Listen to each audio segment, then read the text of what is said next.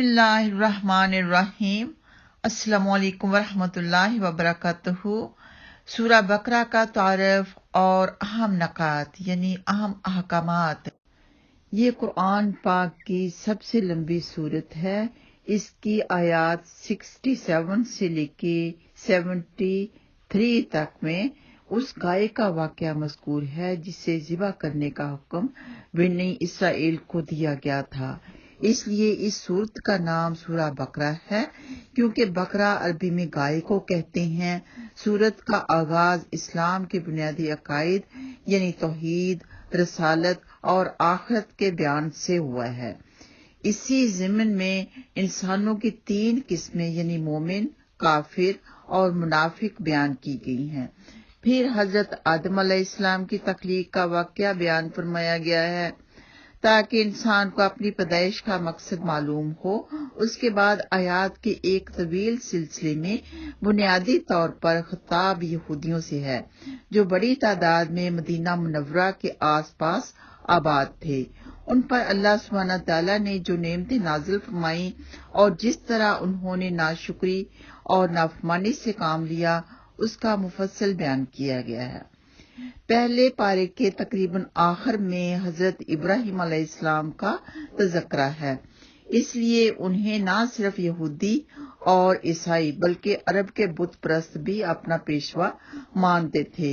उन सब को याद दिलाया गया है कि वो खालिस तौहीद के कायल थे और उन्होंने कभी किसी किस्म के शिरक को गवारा नहीं किया। इस ज़िमन में बैतुल्लाह की तामीर और उसे किबला बनाने का मौजू ज़ेर बहस आया है। दूसरे पारे के शुरू में उसके मुफस्सल अहकाम बयान करने के बाद इस सूरत में मुसलमानों की इनफरादी और इज्तिमाई जिंदगी से मुतल्लिक बहुत से अहकामात बयान फरमाए गए हैं, जिनमें इबादत से लेकर मुआशरत, खानदानी अमूर और हुक्मरानी से मुतल्लिक बहुत से मसाइल दाखिल हैं। इस बारे में 5 बातें हैं। नंबर 1 इक़साम इंसान, नंबर 2 इजाज़ कुरान, नंबर 3 किस्सा तख्लीक के हजरत आदम अलैहिस्सलाम, नंबर 4 अहवाले बनी इसराइल, नंबर 5 किस्सा हजरत इब्राहिम अलैहिस्सलाम। और जैसा कि बताया गया तारिफ में कि इक़साम इंसान 3 हैं इस सूरत में, मोमिनीन, मुनाफिकीन और काफिरीन। मोमिनीन की 5 सिफात मज़कूर हैं। ईमान बिल गैब, नंबर 2 इकामत सलाह, नंबर 3 इन्फाक यानी अल्लाह की राह में खर्च करना, नंबर 4 ईमान बिल किताब, नंबर 5 है यकीन बिल आखिरा।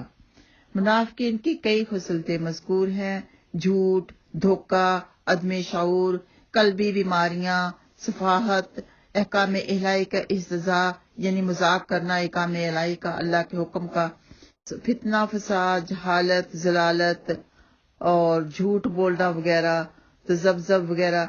और कफार के बारे में बताया कि उनके दिलों और कानों पर मुहर और आंखों पर पर्दा है।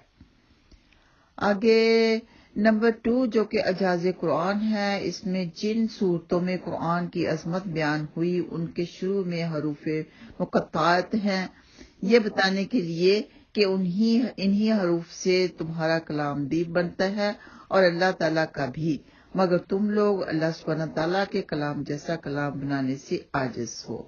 तो हरूफ मुक़त्ताअत जैसे कि अलिफ लाम मीम, इसका इल्म सिर्फ इसके मानी सिर्फ अल्लाह जानते हैं, लेकिन बताया गया है कि यहाँ तक तुम नहीं पहुंच सकते, इस तरह के अल्फाज भी नहीं बना सकते।